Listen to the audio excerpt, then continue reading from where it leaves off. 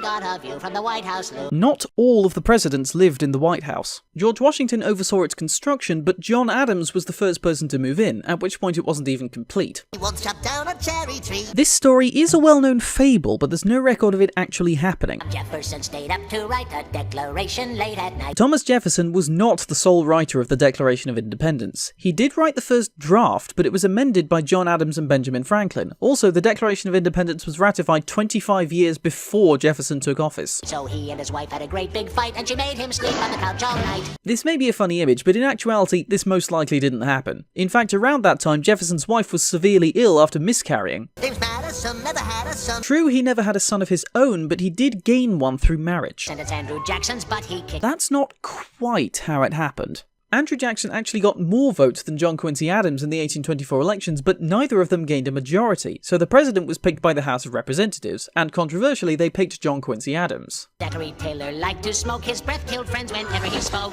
Not only could I not find evidence backing up this claim, I also couldn't find evidence backing up this reputation at all. Really nifty Millard Fillmore. Millard Fillmore is generally considered to be one of the worst presidents in United States history, so very few historians would describe him as nifty.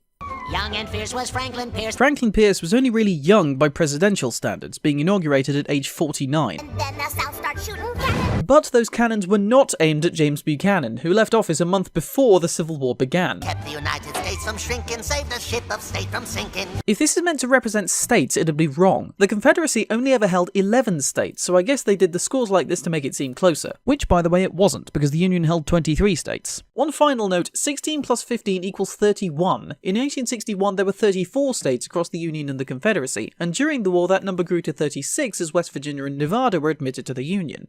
Ulysses Simpson Grant. The S in Ulysses S. Grant's name did not stand for Simpson. In fact, it didn't stand for anything. While drinking whiskey, oh the risky, cause he'd spill it on his pants. Ulysses Grant's reputation as a heavy drinker is not well founded. The general consensus of historians is that Grant actually didn't drink that much. Elected twice as a Democrat, then Benjamin Harrison. After that, it's William McKinley at the back. This sequence of events isn't quite correct. Grover Cleveland was elected twice, but non-consecutively, his second term following Benjamin Harrison. Teddy Roosevelt charged up San Juan Hill. That was 2 years before he became president. In 1913, Woodrow Wilson takes us into World War I. World War I didn't actually begin until 1914, and America didn't enter into it until 1917.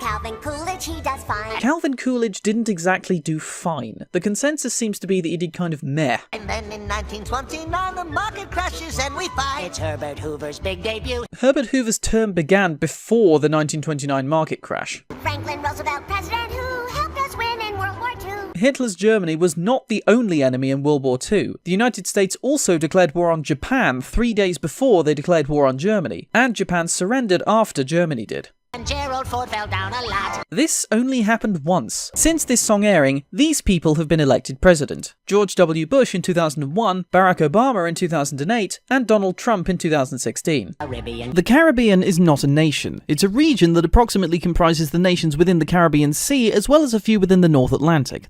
Greenland is not a nation in its own right. It's been a constituent country of the Kingdom of Denmark since 1814. Puerto Rico. Puerto Rico has been an unincorporated territory of the United States since the end of the Spanish-American War in 1898. Bermuda. Bermuda was settled by the English in 1607 and became a crown colony, now referred to as British Overseas Territories, in 1684. Bahamas. The name of this nation is technically the Bahamas. Tobago. Tobago is one of the islands making up the nation of Trinidad and Tobago. San Juan. San Juan is the capital city of Puerto Rico. And French Guiana. French Guiana is a département d'outre-mer, or overseas department of France, and thus is considered to be wholly part of France, hence the name French Guiana, and it's been one since 1948. Guam. Guam is also an unincorporated territory of the United States. Czechoslovakia. Czechoslovakia divided into the Czech Republic, also known since 2016 as Czechia, and Slovakia on the 1st of January 1993. Scotland. Scotland is not a nation in its own right. It's a constituent country of the United Kingdom alongside Wales, England and Northern Ireland, having been so since the passage of the Acts of Union in 1707. Russia. What Yakko appears to be doing here is using the word Russia to refer to the Soviet Union, which dissolved on Boxing Day 1990 Yemen reunified on the 22nd of May 1990. When Yemen reunified, the modern Republic of Yemen was not considered to be a successor to either of the previous Yemens, those being the Yemen Arab Republic and the People's Democratic Republic of Yemen. Therefore, technically speaking, this also makes this an omission, since Jaco mentioned both Yemens, i.e. the previous Yemens, but not the present state currently known as Yemen. As before stated, England is not a nation in its own right, but a constituent country of the United Kingdom as per the Acts of Union. Also, judging by what's lighting up on the map here, Jaco appears to be committing the classic faux pas of referring to the entirety of Great Britain as just England. This is incorrect, as the island of Great Britain also has Scotland and Wales on it. Kampuchea is the name given to Cambodia between 1975 and 1989. Asia is a continent. Korea has been divided between the Republic of Korea, or South Korea, and the Democratic People's Republic of Korea, or North Korea, since the end of the Second World War, both of which light up on the map, so Jaco is erroneously referring to both of them jointly as just Korea. The People's Republic of China gained control of Tibet in 1951. The Philippine Islands is a correct way of referring to the islands themselves, but it's not the name of the nation.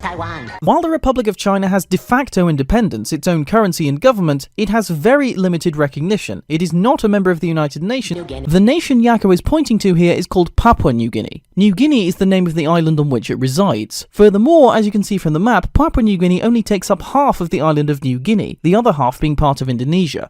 Sumatra is also part of Indonesia and has been since 1950.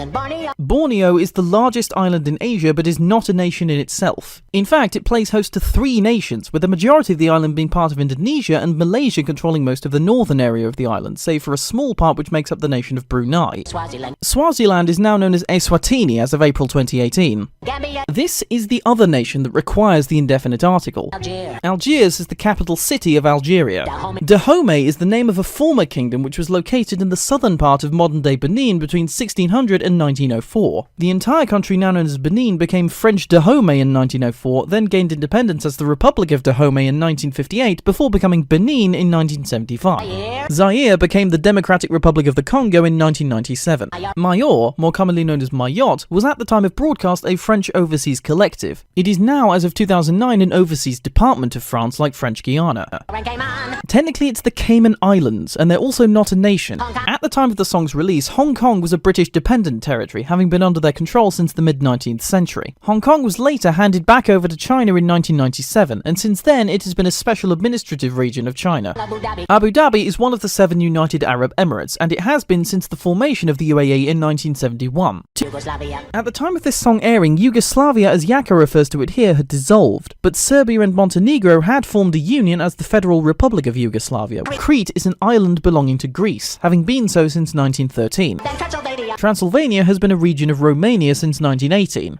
Whilst this was an error at the time of the song's release, it has quite bizarrely become retroactively accurate. At the time of the song's release, Palestine was not recognised as a state, but it is now recognised by 139 UN member states, and in 2012 it became a non-member observer state of the UN. Bosnia-Herzegovina. I'm letting this one slide by a hair's breadth. Technically, Bosnia and Herzegovina is one nation, but since he's put them next to each other, I'm selectively interpreting it as if he simply omitted the and intends to count them as one unit. Moldavia. Is another word for Moldavia, a historical region that joined with Wallachia to form Romania. It is also apparently another word for Moldova, though I have found very little mention of it as such outside of dictionaries. Kurdistan. Is a historical region in a location now taken up by bits of Turkey, Iran, Iraq and Syria. Kosovo. Despite having declared its independence in 2008, Kosovo has only been recognized by just over half the member states of the United Nations. US Samoa. Is an incorrect name for American Samoa, which is a territory of the United States, hence the name. The Balkans. Is a region comprising a variable number of southeastern European nations depending on one's definition of it. Macau. Is a special administrative region of China. And Crimea. Is a peninsula, and while the country that it's part of differs depending on your allegiances, one thing it is not is a nation in its own right. And New Caledonia. Is a special collectivity of France. Eastern Slavonia. Is part of a historical region of Croatia. Dubai. Is one of the United Arab Emirates. And finally, here's all the nations that weren't mentioned.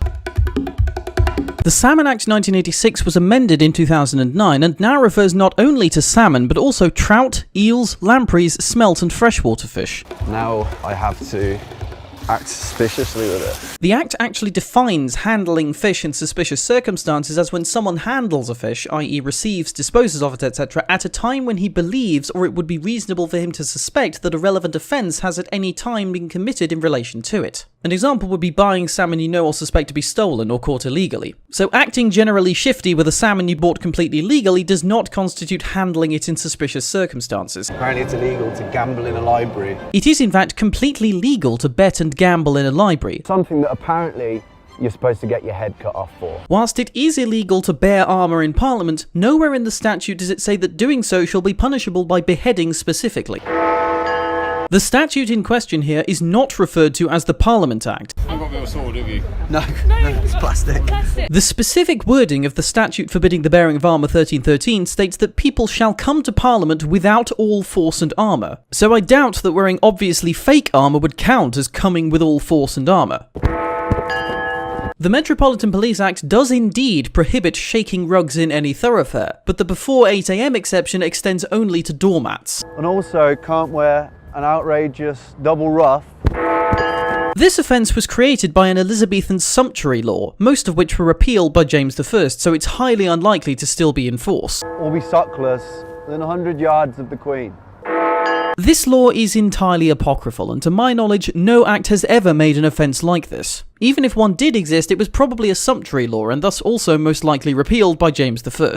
The sky's always yellow in rain or shine. Considering these photographs of Tasmania, that's rather unlikely. Dog! Dogs are not native to Tasmania. Didgeridingo Neither are dingoes. and Wendell T. Wolf. Though the Tasmanian wolf went extinct a while ago, the show explicitly states that Wendell is the last of his kind, so I'm going to let that one slide. Constance and Thick Lip. While Bennett's wallabies such as Thickley are found on Tasmania, koalas such as Constance aren't. Gator and Axel. Neither are alligators. Buddy Ball. There are feral pigs on Tasmania, but they're only temporary populations. The Kiwi. There are no kiwis anywhere in Australia. They're endemic to New Zealand. Incidentally, they also do not look anything like that. The Bush Rat. Bush rats are also not found on Tasmania. The Tasmanian devil was named after the island, not the other way round. Several million years ago, a prehistoric man. Homo sapiens, as they appear in this video, only began to appear around 200 to 300,000 years ago, a far cry from several million years. So he invaded, confiscated, that's how countries grew. That's not the only way that countries grew, though. For instance, some grew by way of settlement of uninhabited land, though in some cases such as Australia, whether or not an occupation is a settlement or an invasion is up for debate. Just a heads up for the rest of the song, a lot of the inaccuracies in this one are to do with orders of events, or events put together with large time gaps between them, so for some of these invasions I will be giving the dates purely to illustrate these time gaps or orders of events.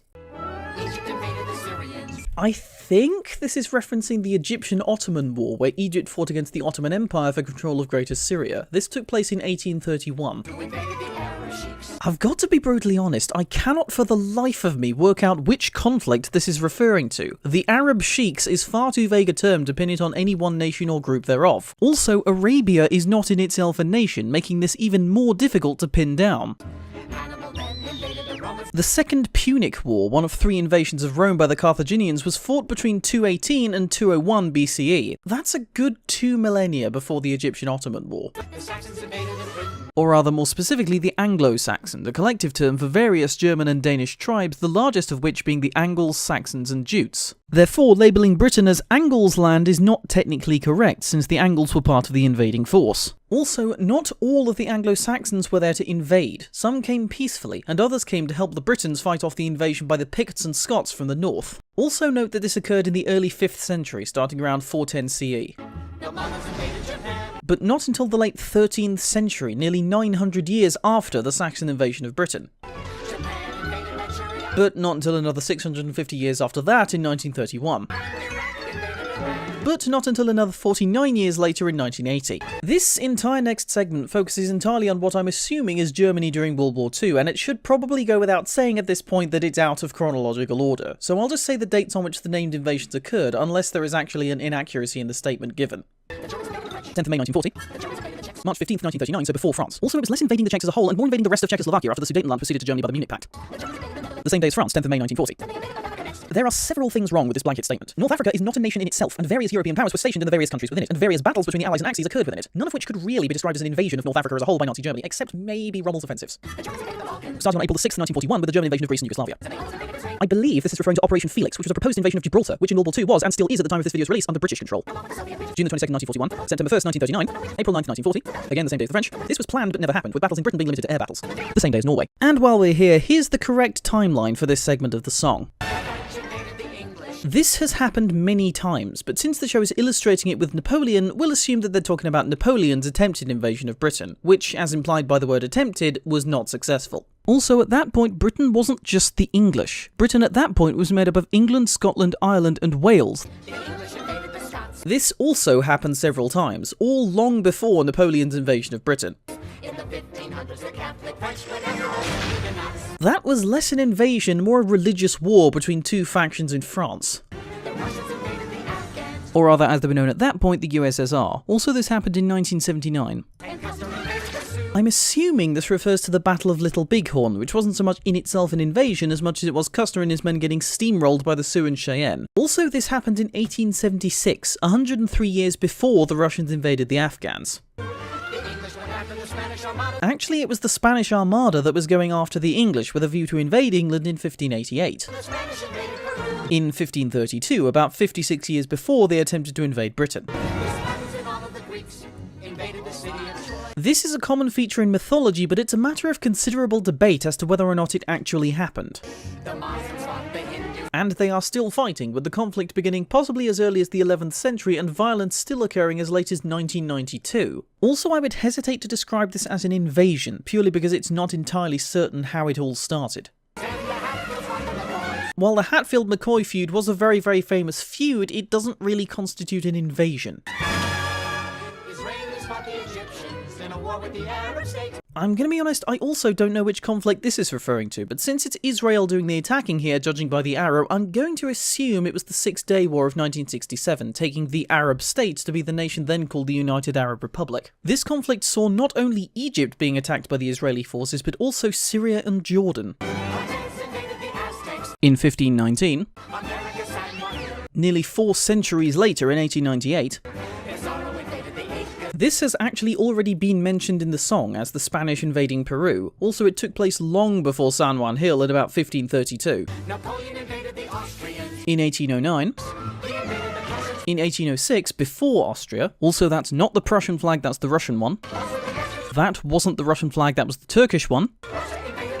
And has done several times, the latest being in about 1877. One of these invasions did take place during the Napoleonic Wars, but at that time, what we now call Turkey was officially called the Ottoman Empire. There's Montgomery, Alabama, south of Helena, Montana. Alabama is southeast of Montana, on the exact opposite corner of the country, as a matter of fact. Then there's Denver, Colorado, under Boise, Idaho. Again, Denver is southeast of Boise, not directly under it.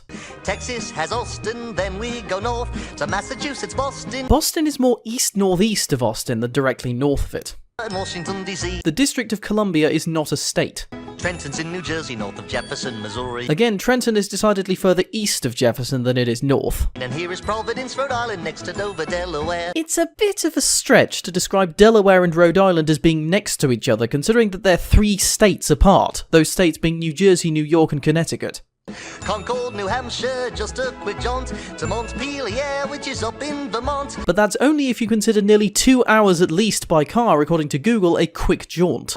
From Asia Asia is a continent and uses 11 different time zones, through Malaysia and Malaysia Standard Time is one of them. to Peru. Incidentally, none of those are cities either. As anyone who's seen episode 1 will know, Malaysia and Peru are nations. Peru and Lima also seem to be listed separately and have 2 different time zones. This is incorrect, as Lima is in Peru. Did you ever wonder why that when it's 10 o'clock in Maine, at precisely the same moment it is 3 a.m. in Spain? There is only a very, very short period of time when this would be correct. Maine uses Eastern Time, which is GMT -5, so 10 p.m. in Maine is 3 a.m. in Greenwich Mean Time, but Spain uses Central European Time, which is GMT +1, so in Spain it would be 4 a.m. The difference is also pretty much the same if both nations are observing daylight savings. During daylight savings, Maine uses Eastern Daylight Time, which is GMT -4, so 10 p.m. in EDT is 2 a.m. GMT. If Spain is also observing daylight savings, this means they're on Central European Summer Time, which is GMT +2, meaning 10 a.m. EDT is again 4 a.m. Central European Summer Time. However, the switchover dates for daylight savings time in Maine and Europe are different, so there is a very short time during which Yakko would actually be correct, that time being the few weeks during which Maine is observing EDT, but Spain is still observing CET. The United States switches on the second Sunday in March and switches back on the first Sunday Sunday of November, but the European Union, Spain included, switches on the last Sunday in March and switches back on the last Sunday in October. So only between the second and last Sundays in March and the last Sunday of October and the first Sunday of November, the time in Maine would be 10 p.m. EDT, which is GMT minus 4, so 2 a.m. in GMT, and the time in Spain would be 3 a.m. CET, which is GMT plus 1. That said, the European Union is considering abolishing daylight savings time, which will mean that this may in future become more accurate, provided Maine doesn't do the same thing. When it's breakfast time in Rome, they're having lunch in the Ukraine. There's only actually 1 hour's difference between Rome and the Ukraine, so when they're having breakfast in Rome, they're probably also having breakfast, or perhaps finishing it, in Ukraine. Also in the background there is St. Basil's Cathedral and the Wall of the Red Square, both of which are actually in Russia, not Ukraine. And it's supper up in Upper Kathmandu. And if breakfast time in Rome is about 6 or 7 a.m, they're actually probably about to have lunch in Kathmandu, since Nepal time is GMT plus 5 hours 45 minutes, making it about midday there when it's morning in Europe. Also, Nepal only has 1 time zone, so it makes no difference that it's Upper Kathmandu. Not to mention that sign in the background is a little bit hopeful. Mount Everest is about as far away from Kathmandu as Calais is from London. If the Earth were spinning faster as the sun is going past her. Actually, it's the other way round. The Earth is going past the sun. So if you were born in China while I'm born in Carolina, well then you're a day ahead of me, you see. Not quite. There's only 13 hours difference between Carolina and China, which isn't a full day. They call me the first English king. And they'd be wrong. There were 13 Anglo-Saxon kings of all England before William I. 1066, the Doomsday Book I gave to history. Actually, the Doomsday Book was presented in 1086. Self-fact on death, my body burst. William I's body didn't burst on death. It burst at his funeral, and only then because they had to push him into his grave. William's second cheeks were red, killed out hunting, so it said. William II did die in a hunting accident, but there's actually some debate as to whether or not he was assassinated, as this video seems to imply. Hi, Henry II killed Thomas Becket. That's a bit of a simplification. What actually happened was some knights misinterpreted an offhand comment by Henry expressing his annoyance with Becket as a royal command and promptly killed him. Oh, King John, what a disaster. Rule restrained by Magna Carta. Or rather, it was supposed to, but King John didn't actually abide by Magna Carta, and it didn't actually become law for about 82 years. Henry III built the Abbey. Or rather, rebuilt. A red-hot poker killed Ed too, that must have hurt him lots. It's not actually known exactly how, where, or when Edward II died, but the historical consensus is that he certainly was not, as legend has it, stabbed up the bottom with a poker. King Henry IV, plots galore, not least from Henry V. Whilst there was political conflict between Henry IV and Prince Henry, later Henry V, there's little evidence to suggest his son actually plotted against him. Killed 10 score at Agincourt. 10 score is about 200, which is a fraction of the losses sustained by the French in the Battle of Agincourt. James VI of Scotland next, as English James I he led, then Stuart's ruled. James I was one of the said Stuarts. It's true you beat Napoleon. Actually, it was George III who defeated Napoleon, so Vicky's actually giving George IV more credit than he's due. I ruled for 64 years, you know. Queen Victoria's reign was actually about 149 days shy of 64 years.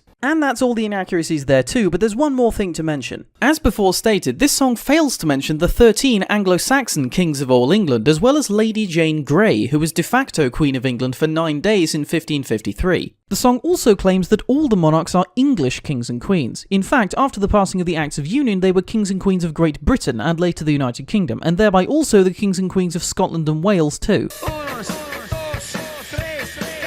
It probably shouldn't need explaining that people shout 1, 2, 3, 4 at the start of songs. What Bono has just sung is the Spanish for 1, 2, 3, 14. It's the omen, I keep it 300, like the Romans. Except it was actually the Spartans that famously fought with only 300 soldiers, not the Romans. West Virginia, Blue Ridge Mountain, Shenandoah River. The Blue Ridge Mountains and the Shenandoah River are in Virginia, not West Virginia. Early morning, shut rings out in the Memphis sky. This song's a tribute to Martin Luther King Jr., and Bono is a bit wide of the mark here with the time of death. MLK was shot in the early evening of April 4th, at about 6 p.m. I know that I must do what's right, sure as Kilimanjaro rises like Olympus above the Serengeti.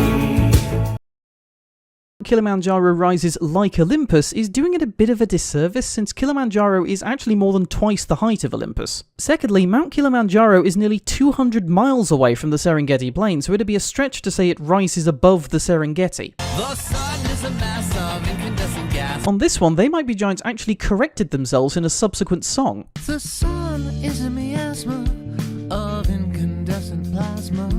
The sun's not simply made out of gas. No, no, no. I don't know where my home is. Birds are actually quite renowned for their ability to find their way home. Otherwise, they'd have more than a little trouble migrating. And there won't be snow in Africa this Christmas time. There are several areas of Africa that actually get pretty consistent snow. There's several peaks in Morocco which get it quite consistently. It's relatively common for South Africa to get snow in the wintertime, and the Kingdom of Lesotho, which is the coldest country in the continent on average, has several peaks with year-round snow. Born and raised in South Detroit. Detroit doesn't really have a south side. The place where it would be is taken up by Windsor, Ontario.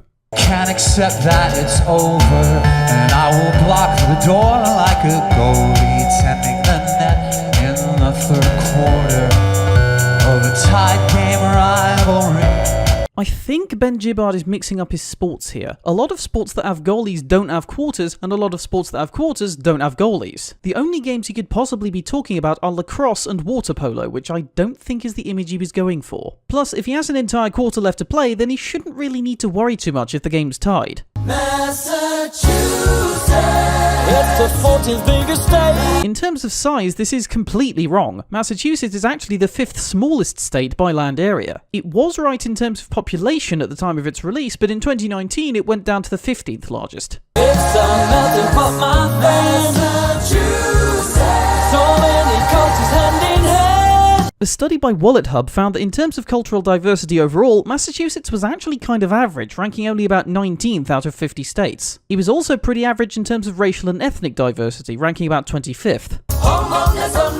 Correction, it's home to an apartment complex called Mandela Homes in the town of Roxbury. In the late 80s, Roxbury and several other towns were nearly incorporated into a city called Mandela, but that never actually happened.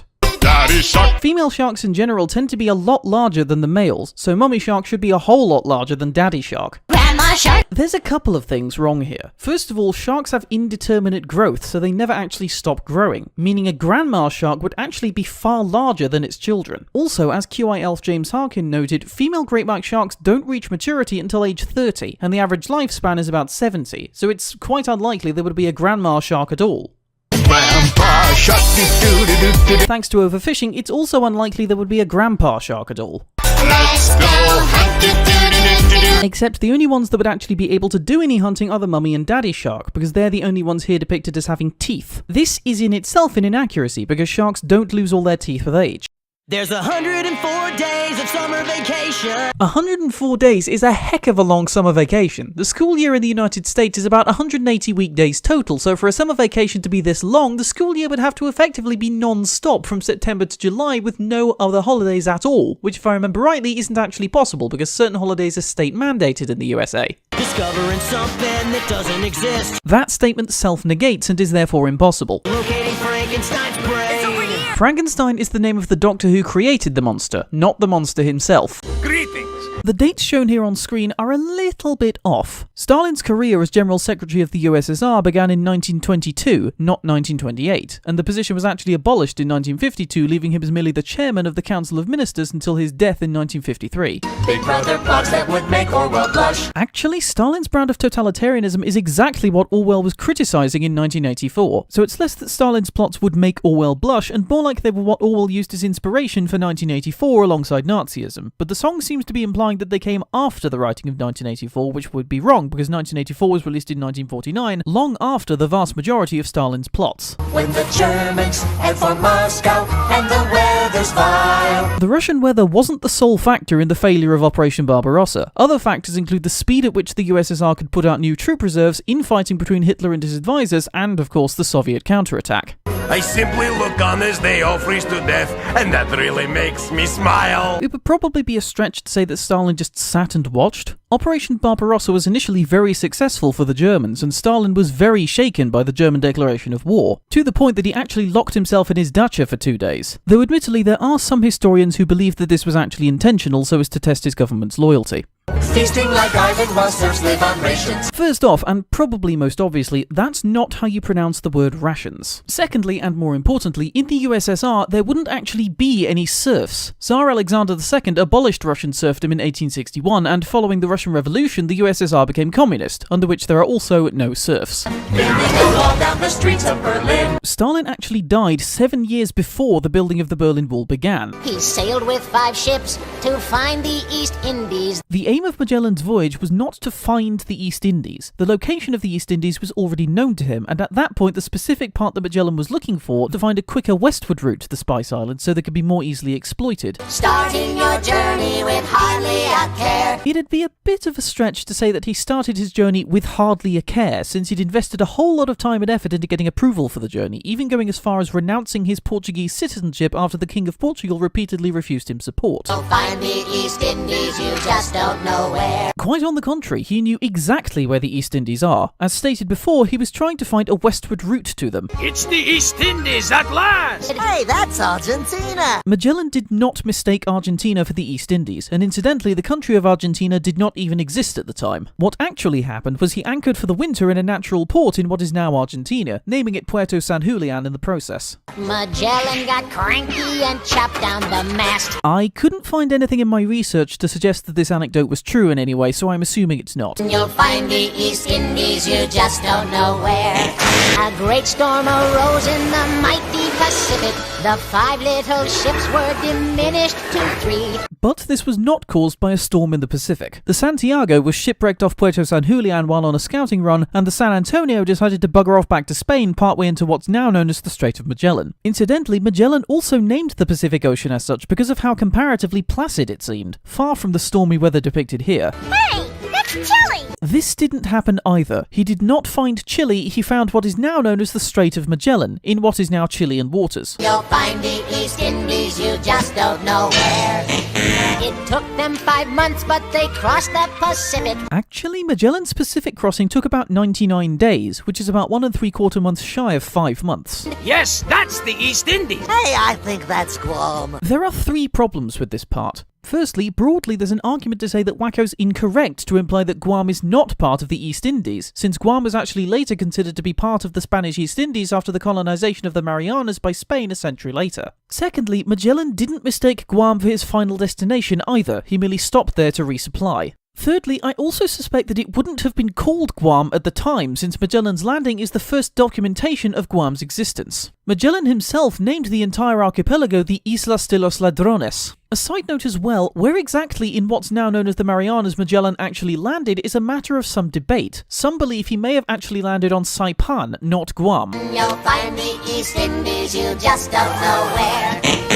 I think they're attacking. Well, I think this is an inaccurate portrayal of events as they occurred, especially since it was actually Magellan and his allies doing the attacking. Upon arriving in Cebu, Magellan managed to convert some of the tribes there, including the king, to Christianity. The king wanted to pick a fight with one of the tribes that didn't convert, namely the Mactan, and Magellan sided with the king and led the attack. And got hit by a spear. Nope, he was killed by a poison arrow, not a spear. The East Indies Islands were right over there. While it is true that Magellan never made it to the Maluku Islands, some definitions of the East Indies actually consider the Philippines to be part of them, and not to mention, as before stated, Magellan also made it to Guam, so by at least one definition he did indeed find the East Indies. Furthermore, the Warners seemed to be making the journey out to be a total washout, but Sebastian Del Cano and some of the remaining crew did manage to make it to the Maluku Islands and went on to circumnavigate the entire world, proving definitively that the world is round in the process. The mapping of the Strait of Magellan also proved very important to European geographical knowledge of the Earth, so unlike how the Warners are depicting it here, Magellan's voyage was not a complete write-off. Dropped in the middle of a forgotten spot. Hamilton was born on the island of Nevis, which was not a forgotten spot by any stretch of the imagination. Nevis was a major trading port. And he wrote his first refrain. Except it wasn't his first refrain, he was a published poet before that.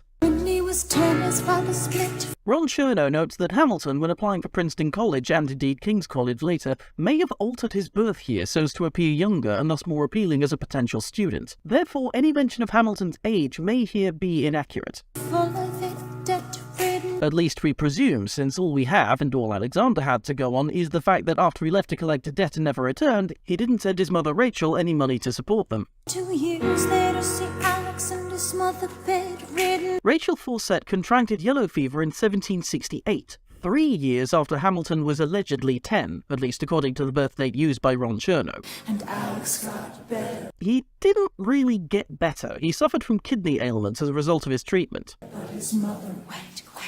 But only if you consider a week to 10 days, according to the World Health Organization, to be a quick death. There are multiple references made throughout the play to Hamilton being an immigrant. Hamilton was, as before stated, born on the island of Nevis, which at the time was a British colony, thus making him a British citizen. New York, to which he later moved, was also a British colony at the time. Technically then, Hamilton was not an immigrant, because he was only moving from one British colony to another, not from one nation to another. Well, to be fair, he also destroyed a lot of his own rep, as the musical itself goes on to discuss. America forgot him. But apparently they remembered him enough to put his face on the $10 bill. I died for him. John Laurens didn't strictly speaking die for Hamilton. He died in a different state, still fighting the war he hadn't realised had finished a year ago. I loved him. The musical goes to some lengths to establish that Angelica loved Hamilton in a romantic sense. However, beyond playful flirting in letters, there is little to no evidence that this is actually true. It's probably worth remembering for later songs that this song sets the beginning of the musical's events as the year 1776. Pardon me, are you Aaron Burr, sir? This first meeting of Hamilton and Burr is completely fictionalised. It's also unlikely that Hamilton and Burr met in 1776 at all. While they may have passed by each other during their respective studies, it was likely not until the Revolutionary War was underway in earnest that they met.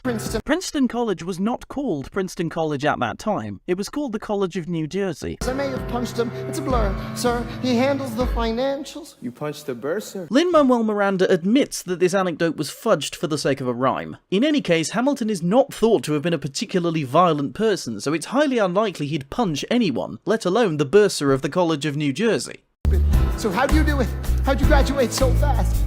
It was my parents' dying wish before they passed. Burr's fast graduation was not on account of it being his parents' dying wish. In fact, he graduated at that speed thanks to his parents' connections to the college. God, I wish there was a war. Except there kind of already was a war. The Revolutionary War began in 1775, and if you recall, this song is set in 1776. I'm John Laurens in the place to be. This mass meeting of all four of these characters is wildly inaccurate. Hamilton befriended Mulligan first while applying for the College of New Jersey in 1773. He met John Laurens in 1777 whilst serving on Washington's staff. The Marquis de Lafayette wasn't even in America in 1776. He left France in April 1777. Here's 2 pints of Sam Adams, but I'm working on 3. Sam Adams branded beer was introduced over 200 years after this play's events. While Sam Adams the man did inherit his father's brewery, it is very unlikely that the beer would have been referred to solely as Sam Adams beer back in 1776. Yes, I heard your mother say, come again. Like up your daughters and horses. Of course, it's hard to have intercourse over 4 sets of corsets. Lynn admits on Genius that Mulligan being a bit of a horn dog was more for the funny and isn't really accurate. I'm gonna get a scholarship to King's College. But he was already a King's College student by 1776. 19. Business Insider claims Hamilton was about 20 or 21 in 1776. Though as previously mentioned, Hamilton did lie about his age in the past, and the source they cited claims his age is imprecise. So I'll leave this one open for debate. Britain keeps shitting on us endlessly. Essentially, they tax us relentlessly. This wasn't the main grievance of the Americans during that period. It was more to do with having their taxes decided for them whilst not having a voice in Parliament. American taxes at the time were actually lower than those in Britain. I dream of life without a monarchy. It would be quite a stretch to imply that the Marquis de Lafayette was anti-monarchist in any way. He supported King Louis XVI and the idea of a constitutional monarchy, and he actually helped the king during the storming of the Bastille. Yo, I'm a tailor's apprentice. No, he wasn't. He was actually a full-fledged tailor at the time. Geniuses, lower your voices. You keep out of trouble and you double your choices. I'm with you, but the situation is fraught. You've got to be carefully taught. If you talk, you're gonna get shot. This implication that Burr is kind of cautiously supportive of the revolution at this point is rather inaccurate. In actual fact, Aaron Burr Burr fought in the Revolution under his own steam in 1775. God's I somehow doubt that Hamilton would refer to the gods like that, since he was a Christian. manumission abolitionist. What the heck even is this line? Manumission is the formal procedure by which a slave is freed, so a manumission abolitionist would be somebody who wants to abolish manumission? That seems kind of counterintuitive. I never had a group of friends before. Maybe so, but these were not his first friends. He had made a friend in childhood by the name of Edward Stevens, the son of a merchant who had taken him in after his first cousin's suicide. Let's get this guy in front of a crowd. Except Hamilton had already been in front of a crowd at least once by that point. Becky, Angelica, Eliza, sneak into the city just to watch other guys. According to one blogger, there doesn't seem to be much evidence of the Schuyler sisters gallivanting through New York, so I'll tentatively call this one an unproven claim or possible invention rather than a flat-out inaccuracy. Eliza! Throughout the musical, Elizabeth Schuyler is referred to as Eliza colloquially. It's more likely she would have been more often referred to as Betsy by family and friends, if letters are anything to go by. Daddy said to be home by sundown. Daddy doesn't need to know. Daddy said not to go downtown. This depiction of Peggy as the reserved sister is probably quite a stretch. Far from the reserved depiction here, her contemporaries described her as having a wicked wit and being endowed with a rare accuracy of judgment in men and things. Excuse me, miss, I know it's not funny, but your perfume smells like your daddy's got money. While you slumming in the city in your fancy heels, you searching for an urchin who can give you ideals. Where you disgust me. Ah, so you disgust me. I'm a trust fund, baby, you can trust me. This song, and A Winter's Ball after it, imply that Aaron Burr was a bit of a womanizer. Not all historical accounts concur with this. Nancy Eisenberg, for instance, claims that such an image of Burr was basically conjured up by his political adversaries and not entirely true. I've been reading Common Sense by Thomas Paine. Common Sense was published anonymously, and contemporary praise for the book professed not to know who had written it, so it's likely that she wouldn't have known who the author was either. We hold these truths to be self-evident, that all men are created equal.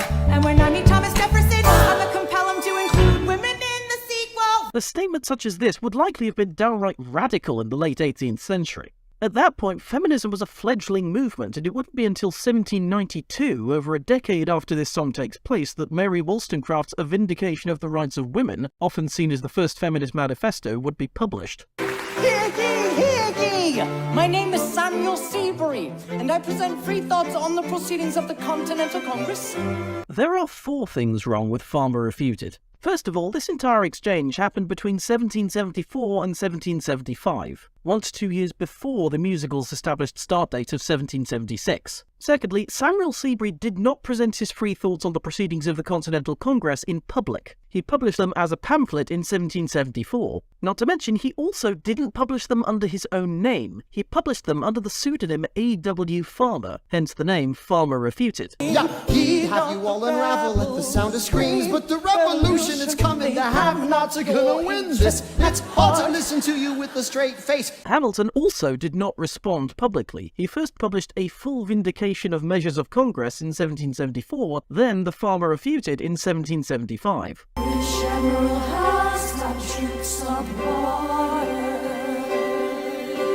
There's quite a large actual time jump between the events of You'll Be Back and Right Hand Man, as the events of Right Hand Man actually do take place in 1776. 32,000 troops in New York Harbor.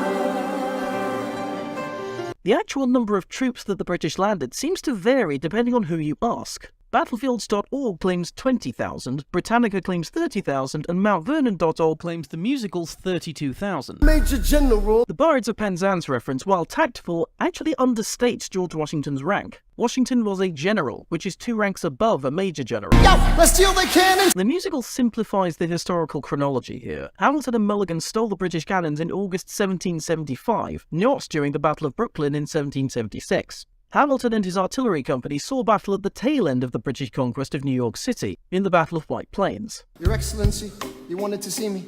Hamilton, come in. Have you met Burr? Yes, sir. We keep meeting. This exchange between Burr and Hamilton may very well not have happened either. Several sources quote Hamilton as joining George Washington as an aide-de-camp in 1777. At that point, Burr had already served a 10-day stint as Washington's aide-de-camp in 1776. Burr, sir, close the door on your way out. George Washington didn't immediately dismiss Burr like that. As before stated, Burr did actually serve a 10-day stint as Washington's aide-de-camp in 1776. I need all the help you can get. I have some friends, Lawrence, Mulligan, Marquis de Lafayette. Hamilton couldn't have volunteered John Lawrence and Marquis de Lafayette because he didn't know them at the time. The only exception to this would be Mulligan, who Hamilton may well have recommended. Martha Washington named her feral tomcat after him. That's true. The feral tomcat anecdote is more than likely not true, and Miranda begrudgingly admitted so in a tweet from 2015. If you could marry a sister, your rich son.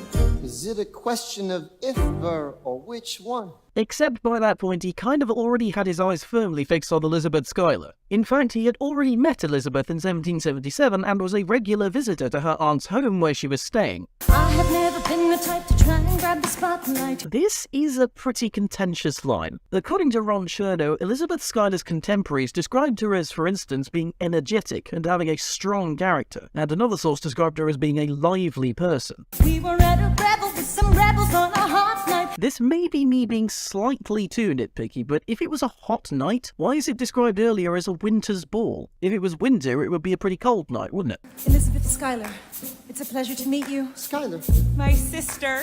Thank you for all your service. if it takes fighting a war for us to meet, it will have been worth it. This scene seems to imply, again, that this was Hamilton and Elizabeth's first meeting, which, as we have already established, it was not. They had already met, again, in 1777. I'm just saying, if you really love me, you would share a... Ha! This is a quote from Angelica Schuyler, but it comes from a later letter from 1794, not 1780. My father's stone-faced while you're asking for his blessing. I'm dying inside as you whine and dine. Hamilton didn't wine and dine with Philip Schuyler as his proposal or ask for his blessing directly. More to the point, Philip also did not give it directly. He accepted the proposal in a letter after discussing it with his wife. But then he shakes your hand and says, be true. That doesn't really convey Philip's mood about the whole affair. Chernow claims the letter he wrote Hamilton was businesslike. Now everyone give it up for the maid of honor, Angelica Schuyler! Angelica was already married by this point, so she would not, and indeed could not, be a maid of honor. Neither would the love triangle that the musical implies existed have been a thing. While Alexander and Angelica were very close, often to the point that they were mistaken for lovers, they were still just friends. My name is Angelica Schuyler. I suspect that Alexander would have known that already.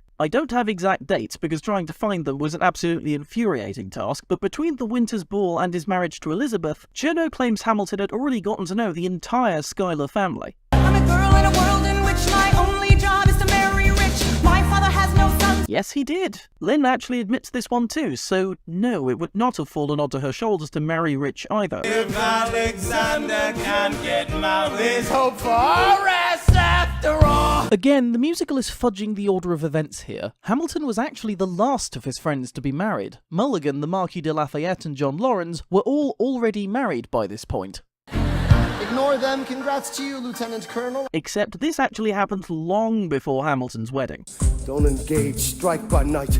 Remain relentless till their troops take flight. The American army had already been using tactics like this, called partisan warfare and later referred to as guerrilla warfare, for 5 years already. I go back to New York in my apprenticeship. He didn't go back to New York, he had been there the whole time. Also, as before mentioned, he had long been a full-fledged tailor by this time. I ask for French aid, I pray that France has sent a ship. Again, that might have happened long before the events of this song, and even before the events of Helpless. 1,000 soldiers die in 100-degree heat. Actually, this is an exaggeration. 1,000-odd soldiers either died or were wounded, says Chernow. He promotes Charles Lee, makes him second in command. Charles Lee was already second in command since 1775. He shits the bed at the Battle of Monmouth. That's a bit of an oversimplification. Lee was not stupid by any stretch. He actually had quite a reputation owing to his actions in the war, not least his defense of Charleston in 1776. He had also been second in command to Washington since 1775, and was reinstated in 1778 after returning from capture by the British. Charles Lee was left behind without a pot to piss in. This is a bit of a distortion. Rather than being left behind, he was court-martialed and suspended from the Continental Army for a year. He started saying this to anybody who would Listen. Washington cannot be left alone to his devices. Indecisive from crisis to crisis. The best thing he could do for the revolution is turn and go back to planting tobacco in Mount Vernon. This bit was actually done in a pair of open letters entitled A Vindication to the Public and Some Queries Political and Military, neither of which actually mentioned Washington by name. And as we all know, John Lawrence responded to these with... Strong words from Lee. Someone ought to hold him to it. I can't disobey direct orders. Then I'll do it. It's the 10 dual commandments. This is a pretty well executed Biggie Smalls reference, but probably not an accurate representation of the actual dueling code used around that time. There are various examples throughout history of dual commandments, some of which, for instance the Irish Code Duello, ostensibly drawn up in 1777, are likely to be fabrications. The closest set to the slimmed-down rules here used is, according to Diane L. Durante, the Code of Honour, or Rules for the Government of Principals and Seconds in Dueling, by one John Lyde Wilson, which was first published in 1858, long after this particular duel. Dawn before the sun is in the sky! Except this particular rule couldn't have possibly been followed in this particular duel, even if it was part of their real dueling code. This duel took place at 3:30 in the afternoon. Alexander. Aaron Burr, sir. Aaron Burr was not Charles Lee's second. That was one Major Evan Edwards. Lee, do you yield? You shot him in the side. Yes, he yields. Charles Lee did not yield upon being shot. According to the record of the event, both Lee and Lawrence wanted to fire again. Hamilton and Edwards were the ones to eventually talk them out of it. Hamilton, sir, meet me inside. Here, the musical knits together events that are 3 years apart. The Lee-Lawrence duel happened in 1778, and the exchange leading to Hamilton leaving Washington's command occurred in 1781. Son, don't call me son. This war is hard enough without infighting. Lee called you out. We called his bluff. You solve nothing. You aggravate our allies to the south. You're absolutely right. John should have shot him in the mouth. That would have shut him up. Son, I'm not your son. Watch your tone. I am not a maiden in need of defending. Tom I am Lee, wrong. Thomas Conway, these men take your name and they rake it through the mud. My name's been through a lot. I can take. Well, I don't have your name. I don't have your titles. I don't have your land. But if you gave me command of a battalion, a group of men to lead, I could fly above my station after the war. Or you could die, and we need you alive. I am more than willing to die. Your wife needs you alive, son. I need you alive. Call me son one more time. Go home, Alexander. That's an order from your commander. Go home. The song implies that the Lee-Lawrence duel constituted the reason why Washington sacked Hamilton. In actual fact, it was a lot more drawn out than that. Tensions had been mounting between the two for a while, and eventually they parted after Hamilton elected to wait for him in the wrong place. This is itself another inaccuracy in the play. Washington and Hamilton did not meet in Washington's office, though Hamilton thought he was supposed to. In fact, Washington had been waiting on the stairs for 10 minutes according to him, but Hamilton himself disputed that. After this incident, Washington actually sent Lieutenant Colonel Trench Tillman to try and get him back, but Hamilton refused. How long have you known? A month or so. Eliza, you should have told me.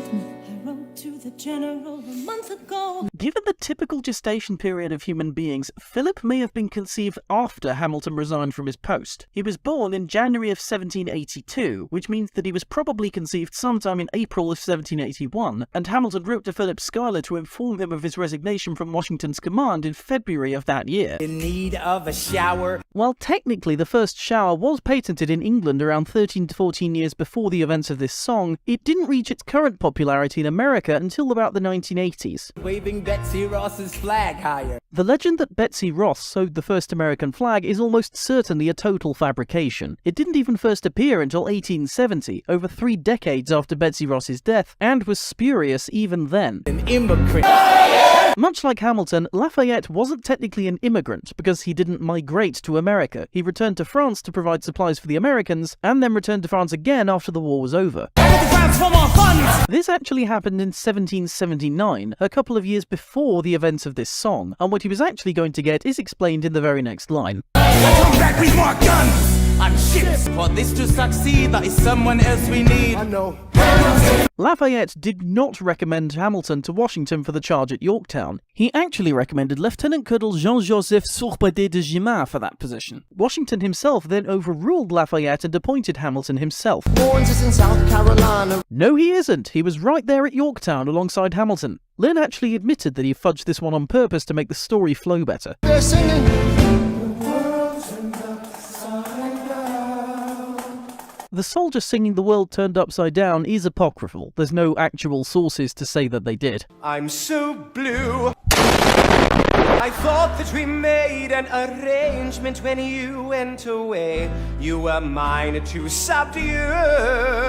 Very much contrary to his attitude in what comes next, King George III may actually have been cautiously optimistic about the future of the relationship between America and the British Empire, and he was even open to a new relationship with America. He wrote in an essay thought to be written sometime in the 1780s, "It is to be hoped we shall reap more advantages from their trade as friends than ever we could derive from them as colonies, for there is reason to suppose we actually gained more by them while in actual rebellion, and the common open connection cut off, than when they were in obedience to the crown."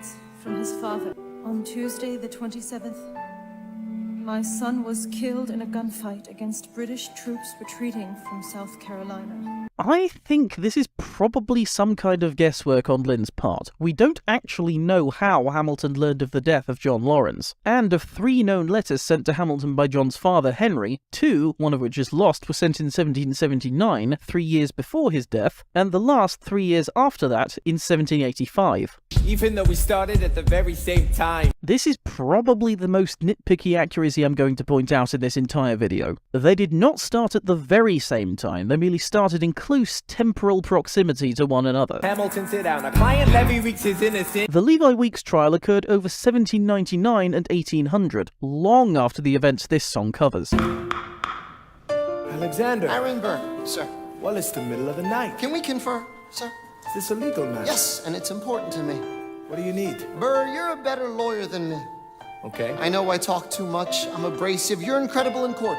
You're succinct, persuasive. My client needs a strong defense. You're the solution. Who's your client? The new U.S. Constitution. While Hamilton may well have held Burr's skill as a lawyer in high esteem as he does here, this exchange where Hamilton asks Burr in the middle of the night to help him pen the Federalist is entirely made up. There isn't even any evidence that Hamilton even asked Burr to help him author the papers at all. The people he did ask were James Madison, John Jay, William Dewar, and Gouverneur Morris, the latter of whom declined. Do you support this Constitution? Of course. No, he didn't. Chernow describes Aaron Burr as an anti-federalist who would not have supported the new Constitution. I have found a wealthy husband. She found him in 1777, long before this. Hamilton wrote the other 51. And also collaborated with Madison on 3 of his.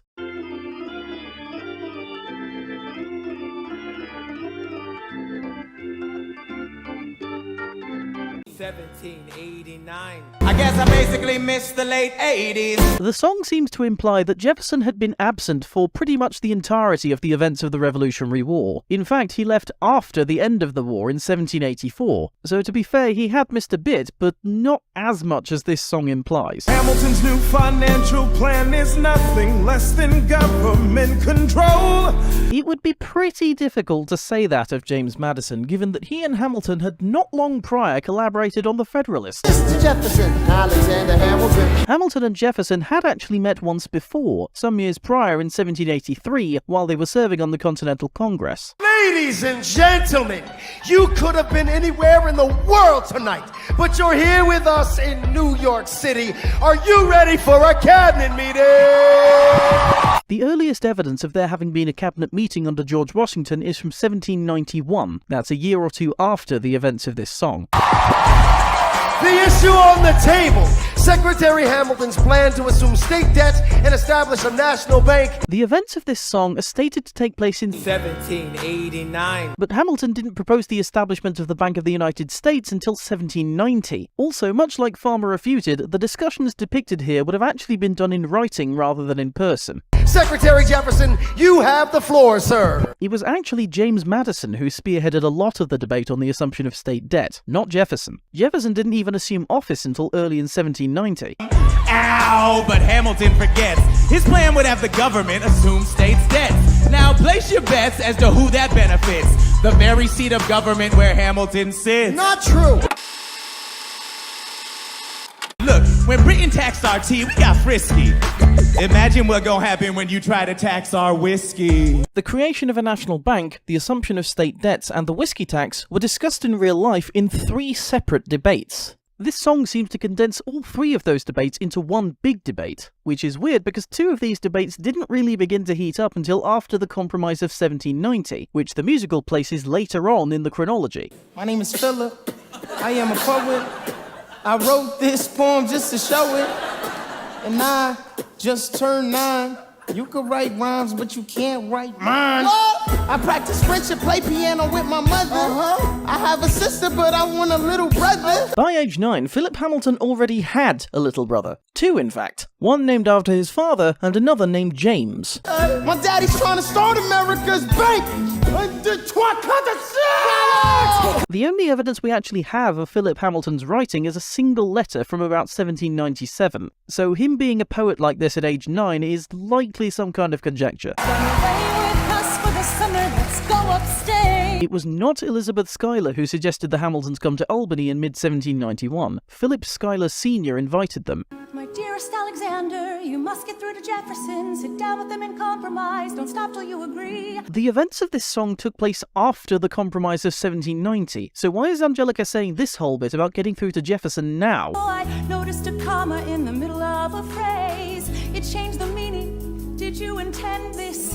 One stroke and you've consumed my waking days. It says, my dearest Angelica, with the comma after dearest. This whole comma thing actually happened in reverse. Angelica misplaced a comma in a letter to Hamilton, which Hamilton teased her about in his subsequent missive. I'm coming home this summer at my sister's invitation. I'll be there with your family if you make your way upstate.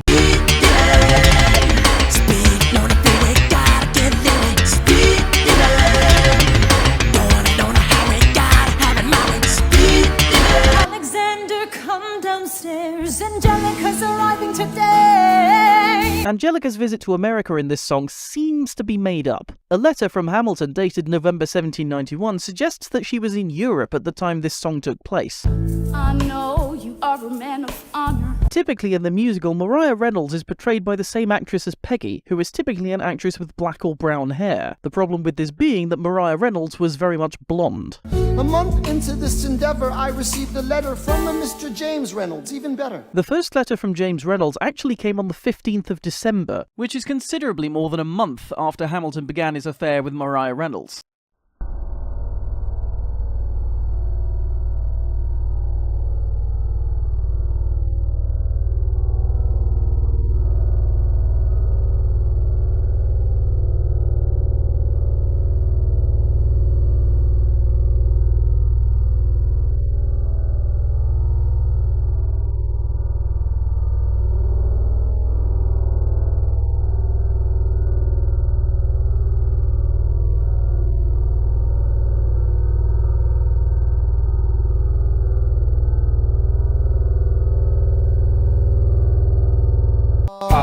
You made the wrong sucker a cuckold, so time to pay the piper for the pants you unbuckled. And hey, you can keep seeing my whore wife if the price is right. James Reynolds' attitude towards his wife was not quite that dismissive in the real letter. Reynolds showed that he was quite upset about his wife's infidelity. If not, I'm telling your wife. He also didn't threaten blackmail until much later. I hit the letter and I raced to a place, screamed, I'll cut you in the face. The letter would not have really come as a surprise in this manner. Maria had actually written to him first to warn him of it. Hey, did you hear the news about good old General Mercer? No. You know Claremont Street? Yeah. They renamed it after him. The Mercer legacy is secure. I couldn't actually find any primary sources for this inaccuracy, so this is only a tentative one. A number of secondary sources claim that Claremont Street was renamed Mercer Street in 1799, about 9 years after the actual events this song covers and 8 years after this song takes place in the musical.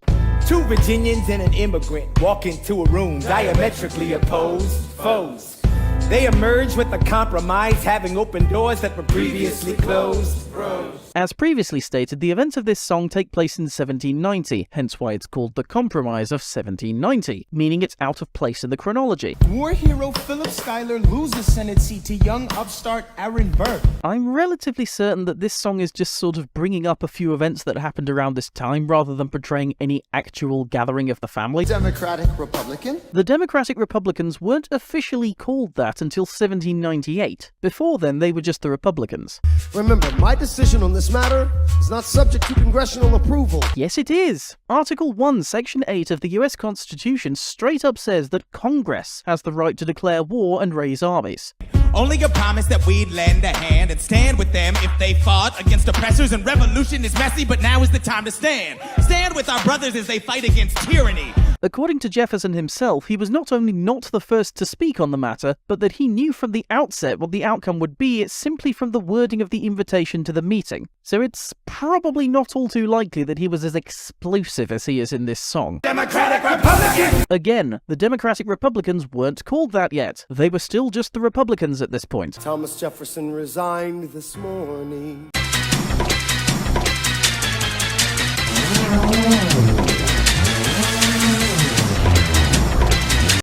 I'm stepping down, I'm not running for president. Jefferson's resignation and Washington's drafting of a farewell address were 3 years apart from one another. So was Jefferson stepping down and his run for presidency. Hamilton himself actually clocked that Jefferson was after the presidential chair. Jefferson claimed publicly, and Washington thus believed, that he was simply retiring from public life. Also, Hamilton did not find this out from Washington personally. Once again, he found out through a letter. Is that true?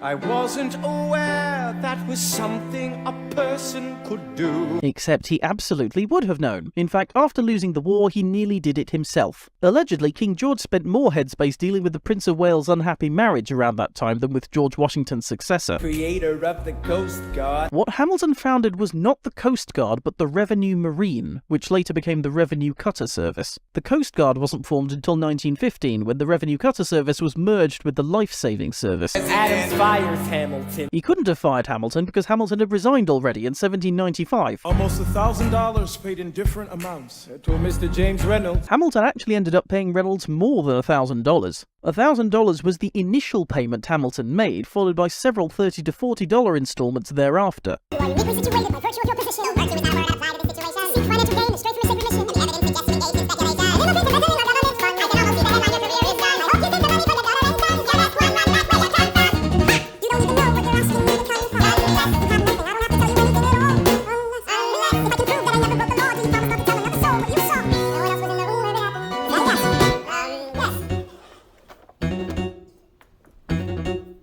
Dear sir, I hope this letter finds you in good health. I'm in a prosperous enough position to put wealth in the pockets of people like me down on their luck. You see, that was my wife who decided. Escorted me to bed, and when she had me in the corner, the twins Reynolds extorted me from the sword of me. I paid them quarterly. I made them more than wounded. My prospects from the papers are orderly. You see, I kept a record, the record checking my record history. Check it again against your consistency. I never spent a cent that wasn't mine. Second thought, I was that's fine. Yes, I have reasons for shame. I have not committed treason and sullied my good name. As you can see, I have done nothing to provoke legal action. Are my answers to your satisfaction? My God. Gentlemen, let's go. So, the people won't know what we know, but how do I know you won't use this against me the next time we go toe-to-toe? Alexander, rumors only grow, and we both know what we know now. The events portrayed in this song actually took place over the course of several meetings. It was one Frederick Muhlenberg along with James Monroe and one Abraham Venable who first confronted Hamilton about his supposed illegal speculation back in November of 1792, not Madison, Jefferson or Burr. James Monroe then sent copies to Jefferson, and the House of Representatives clerk kept a copy as well. After that, it was a journalist named James Callender who reopened the accusations in 1797, for which Hamilton cast the blame on James Monroe. It was this that prompted him to publish the Reynolds pamphlet. I was 12 when my mother died. Except, as before stated, he was probably 13 when his mother died, not 12. I came as soon as I heard. This is both an inaccuracy and an understatement. Inaccurate because her coming to America may not necessarily have been in response to the publishing of the Reynolds pamphlet, and an understatement because it was actually her entire family moving to America from London. I'm erasing myself from the narrative. Let future historians wonder how Eliza reacted when you broke her heart. This entire song is largely based on inference than on actual historical events. It's not actually known why Elizabeth burned all her letters to Alexander, so her actual reaction to the Reynolds pamphlet is unknown. This song's events are described as occurring prior to the election of 1800. This couldn't be so, as Philip died in 1801. King's College. Except by this point in the timeline, both when the events actually occurred and in the show's fudge timeline, King's College had been renamed Columbia College. Ladies, I'm looking for Mr. George Eaker. Chernow says the two actually met purely by accident, and that they hardly knew each other. Scoundrel! The actual wording used was rascal, which at the time was provocative enough in itself to call for a duel. Take my guns. They weren't his guns, they were John Barker Church's. 1, 2, 3, 4, 5, 6, 7. This is very much not what happened. What actually happened was that Philip straight up didn't raise his pistol at all, much to George's confusion. After a whole minute of waiting, they both raised their pistols, aiming very much at each other, whereupon George fired. Philip did discharge his pistol, but possibly by accident, as his finger spasmed post-shot. The bullet entered just above his hip and lodged in his right arm. Except the bullet lodged in his left arm, not his right. Even before we got to town, I was aiming for the sky. As described in the last song, no he wasn't.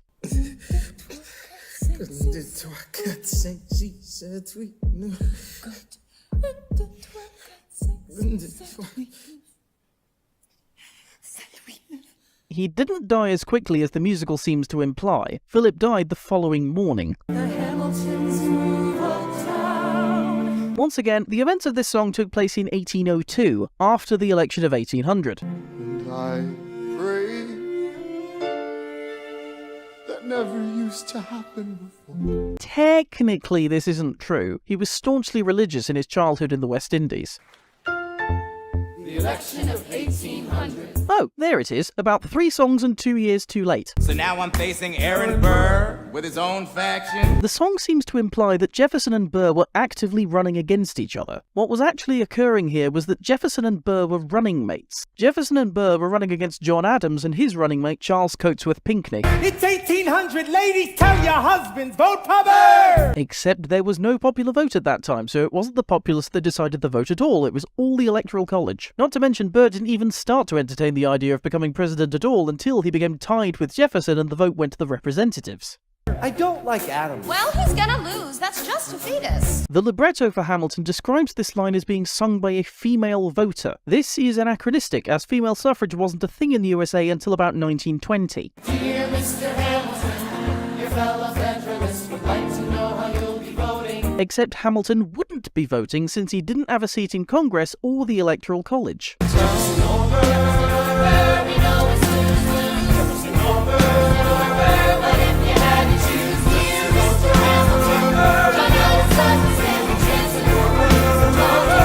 Hamilton wasn't as indecisive as he's here depicted. He lobbied very heavily for Jefferson, even going as far as to throw heavy shade on Burr, describing him as, for instance, a bankrupt beyond redemption who loves nothing but himself, and insinuating he'd disturb our institutions to secure to himself permanent power. I never agreed with Jefferson once. Except on a few occasions he did. For instance, in a letter from 1790, George Washington said that he agreed with the position of Colonel Hamilton and Mr. Jefferson. Jefferson has beliefs. Burr has none. Again, he said a lot more than that. He called Jefferson a lover of liberty and desirous of something like orderly government. Whereas before stated, he threw much heavier shade at Burr than simply not having beliefs. You won in a landslide. It wasn't even Hamilton who decided this election at all. His influence did play a part in it, but it actually fell on the shoulders of one James Bayard to decide the election. Our partnership. As your vice president! Yeah, right. Jefferson didn't immediately deny Burr the vice presidency. Burr actually did become his vice president, though with very little power, and Jefferson struck him off the card in the following election. How does Hamilton somehow endorse Thomas Jefferson, his enemy? A man he's despised since the beginning, just to keep me from winning. If you've got something to say, name a time and place, face to face. The song seems to imply that the election of 1800 is what spurred the Hamilton-Burr duel. It was actually a series of alleged statements that Hamilton had made at a dinner party, reported in the Albany Register by one Charles Cooper, 4 years after the election of 1800 to boot. Here's an itemized list of 30 years of disagreements. Here's another one where I'm going to get very nitpicky. Hamilton did make a statement to a similar effect, but it referenced 15 years competition rather than 30. Oh, and even though it totally sounds like a thing the real Hamilton would have done, he didn't itemize a list of them either. Burr, your grievance is legitimate. I stand by what I said. Every bit of it. I'm labeling this as tentative, but I don't think Hamilton said anything like this in his letters. In correspondence with Burr, Hamilton maintained that he basically wouldn't confirm or deny anything short of a precise or definite opinion. Plus, in his initial statement on his desire to avoid the impending duel, he claims to be conscious of no ill will to Colonel Burr. You stand only for yourself, it's what you do. I can't apologize because it's true. Then stand, Alexander. We hawking. Dawn. Guns. Drawn. You're on. Again, in letters, he stated he wanted to avoid this duel. I'll label this one as tentative too, though, since it might have been bluster on his part. Alexander, come back to sleep. I have an early meeting out of town. It's still dark outside. I know. I just need to write something down. Why do you write like you're running out of time? Come back to bed, that would be enough. I'll be back before you know I'm gone. Come back to sleep. This meeting's at dawn. Well, I'm going back to sleep. Hey. Best of wives and best of women. This exchange was actually a letter from Hamilton to Elizabeth, not a face-to-face interaction. Not to mention, the said letter was written a week before the duel actually occurred, which in turn means that the duel couldn't have taken place that very dawn, as Burr stated earlier. My fellow soldiers will tell you I'm a terrible shot. This might be an understatement on Burr's part, since Ron Chernow calls him a superb marksman. And this understatement might also be something of an inaccuracy in itself, as Chernow goes on to quote contemporaries of his, stating that for 3 months past he had been in the constant habit of practicing with pistols, and that he'd been doing so for some time. He aims his pistol at the sky! Newsflash, he didn't. He actually aimed wide and hit a nearby tree. Incidentally, besides that detail, very little is known about the actual duel at all. I struck him right between his ribs. No, he didn't. The bullet entered through the right side of his abdomen. I should have known. I should have known the world was wide enough for both Hamilton and me.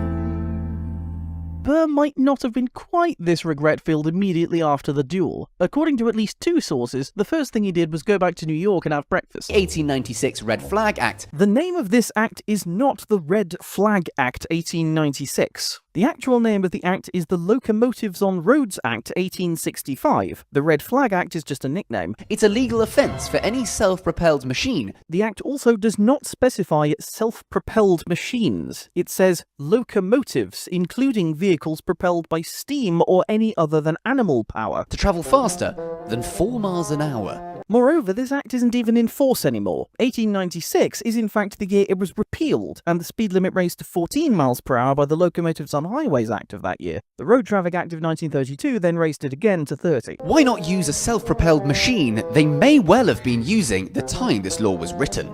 The penny farthing. Bicycles were very much not what this act was intended to cover. The act was introduced by those in the horse-drawn carriage industry wanting to limit the fledgling automotive industry. Not to mention, the act was passed into law in 1865, about 6 years before the invention of the penny farthing. And it seemed like the fact we were speeding in a self-propelled machine didn't seem to bother the police one bit. There's a very good reason why the police aren't very interested. It's because what you're doing is not illegal. Under Section 54 of the Metropolitan Police Act 1839, without the intention of unloading or loading into a vehicle, it is illegal to carry any timber, plank, or bar of wood along a footway. Believe it or not, this law is actually not as silly as it sounds. First of all, planks are only one of a list of things that this law forbids you from carrying along a footway. Also specified in the same subsection are casks, tubs, hoops, wheels, ladders, poles, showboards, and placards. And it also, for that matter, forbids you from rolling them, not just carrying them. There is also a very good reason why this is illegal. It's to prevent people from obstructing the pavement with their bulky loads. One thing that is definitely inaccurate, though, is that it does not specify bars of wood, and timber is only mentioned in other subsections that create different offences.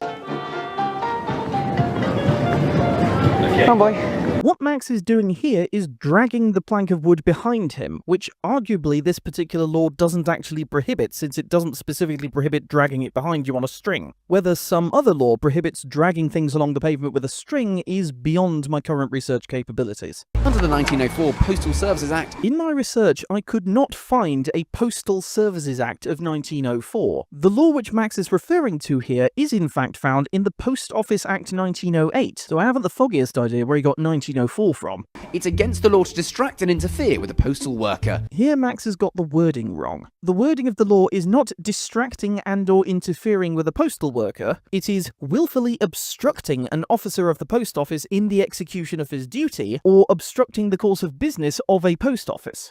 And therefore a criminal offence to talk to them for too long. Hello, mate. Hello, mate. How long is your route normally? I've always wondered. Depends on how much I've got in there. Yet again, I don't think that what Max is doing here is actually illegal as he says it is. What he's doing here is simply striking up a friendly conversation with a postal worker. Now, my research capability is somewhat limited by my access to legal documents being limited, but since Max let the postman and the post office worker go about their day, I somehow doubt it would fall under interference or willful obstruction. There is a law that says you're not allowed to trespass.